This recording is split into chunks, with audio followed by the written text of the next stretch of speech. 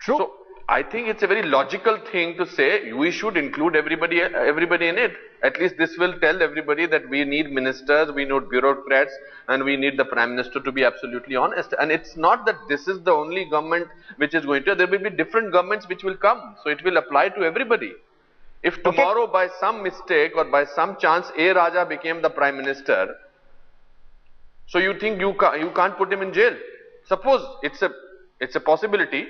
Suppose he got the majority or DMK got the majority and they somehow said, okay, this time we are in coalition government, let's have our prime minister, and he was the prime minister. You mean to say that we can't prosecute him? Very pertinent points you're raising there. Let me quickly move to the second big finding of this Headlines Today ORG poll, where 75% say there should be a provision of life imprisonment and seizure of property for cases of serious graft. Nikhil Dey, you're a social activist. Would you agree with this? Life imprisonment, if he is corrupt, serious cases of corruption, send him to jail for life, seize his property. Yeah, I think recovery of money that has been defalcated is extremely important, and quick, immediate recovery of that money. Seizing the whole property depends on how much corruption has taken place and how much you have to seize vis-a-vis that. Today, I think within the Prevention of Corruption Act, even if that were acted upon quickly and effectively, that would be quite a strong deterrent. Today, nobody goes to jail at all. We are not talking about life imprisonment. To me, frankly, I think life imprisonment should be applied in only the rarest of rare cases. Which is the law of the land. Right.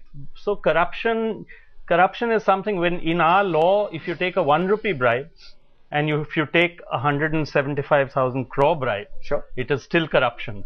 Okay. So, and under the Prevention of Corruption Act, you don't have a sliding scale for the quantum of corruption. So I think the important point is to be able to implement the law that you have quickly and effectively, and that will be a sufficient deterrent. And certainly recoveries, to the extent that that loss has been caused to the country, should be fully made. Okay, Nirmala Sitharaman, so will the BJP now move and want this Jan Lokpal also to be considered in Parliament? I mean, Rajiv Chandrasekhar has moved a private MP's bill on this, private members' bill. Would the BJP look at the Jan Lokpal a little more closely?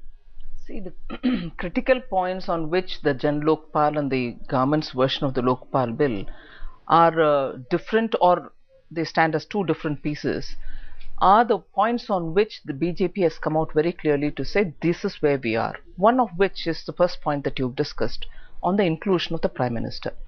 And I'm glad the detailed presentation of Justice Shah explained as to what the criticality in the inclusion of Prime Minister in any bill.